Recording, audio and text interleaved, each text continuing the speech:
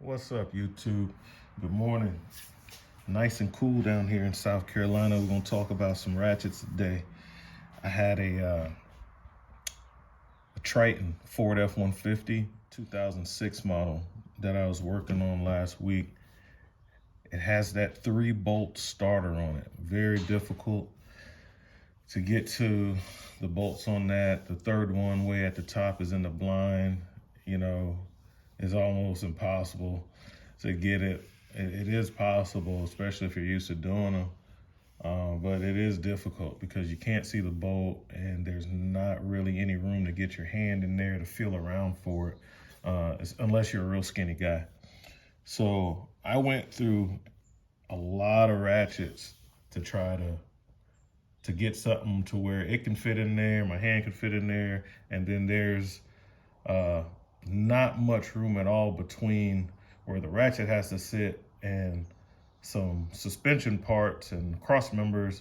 So you had about that much room from the end of your ratchet till you're gonna hit another piece of the vehicle. So it was very difficult. And I'm gonna make this video because the swing, there was only like a very small amount of area in there to swing the ratchet, and that posed a big problem. And that's what we're going to talk about today: tooth count and how well the ratchet that was able to do it performed. Now, firstly, we had this old school Craftsman raised panel. As you can see over here, I'll swing you around. This guy, it's not sold anymore. It's just a 36 tooth ratchet. This has so much slop in it. Click. That's all the play before it will even turn the anvil. It couldn't do the job. I keep this ratchet around because it's a Craftsman USA for nostalgic reasons, something that I probably got from my dad. But it's just not gonna help you when you get in those real tough spots. So this ratchet was no good, didn't do a good job. So I had a few more. I had this Pittsburgh Pro, and let's find that on the screen. It's a lot better than the Craftsman, but $10, very cheap. The fat handle at the bottom was a problem, but not so much as, again, the slop in the ratchet, and with it being a quick release, those bolts are on tight. You're using 1/4 inch drive, you got to break them, so there's a lot of flexing. And this ratchet is a 72 tooth ratchet. So as you can see right here, you got a 72 inch ratchet when you're dealing with the Pittsburgh, which is fine. A lot of people are using the 72 tooth mechanism still, but based on the quality of manufacturing, they can allow for a lower back drag. Like I have a old Koken ratchet that is 36 tooth that has less back drag than some of the higher tooth count ratchets that I own. So it's not just tooth count, it's also the manufacturer. And this ratchet sounds pretty good, but it just couldn't get the job done, especially with the weird, the offset didn't help me at all. I needed something that was gonna come straight down. So this one didn't do it. So then, I'm getting kind of tired. I'm like, I'm tired of playing around. Let's bring out the big guns. I'm gonna go with my SnapOns.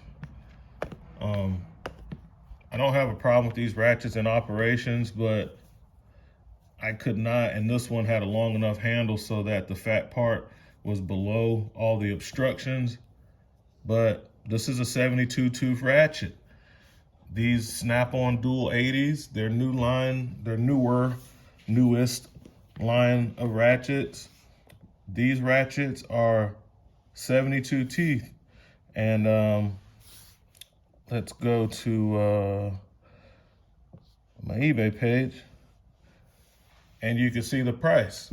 You know, $129 hard handle, about the same. $150, that's the longer one. You could probably save 20 bucks maybe on the shorter one. The SnapOn website's down today. Go figure. So, but this ratchet and this ratchet, I still couldn't get it done. I didn't have enough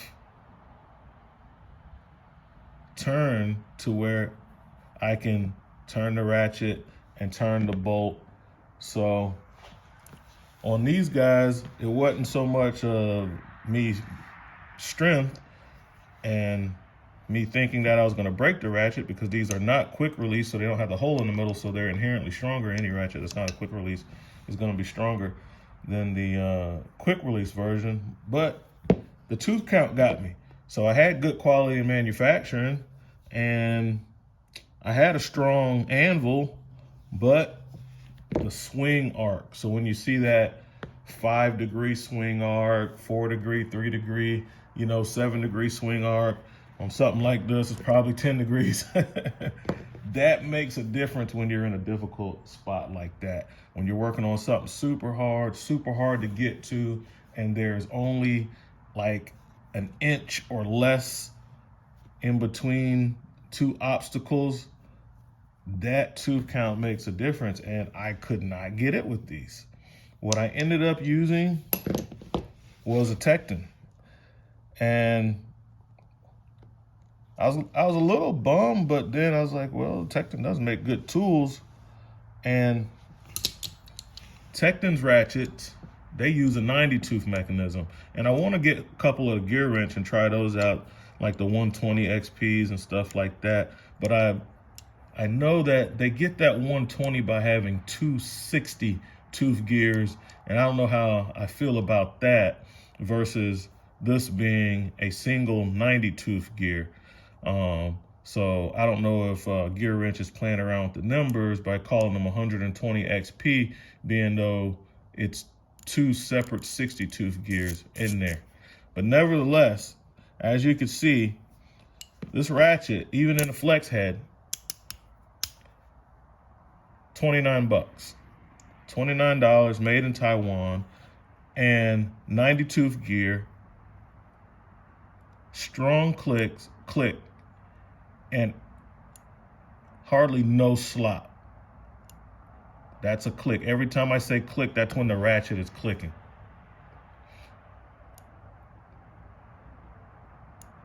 And as you can see, it doesn't take long to get to the next click. So what that meant for me is that small little space that I had, this ratchet was able to, and it took a long time to get them out because you don't have much swing.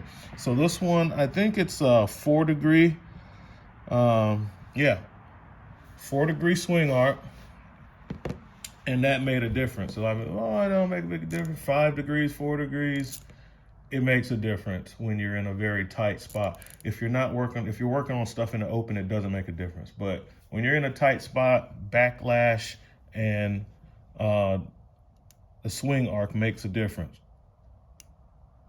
Barely have to, you see, I moved the ratchet about 1/4 of an inch and I can get to the next tooth, and that was key in being successful on getting that starter off. And the guy had other people out there to try to get it off, and they quit on it.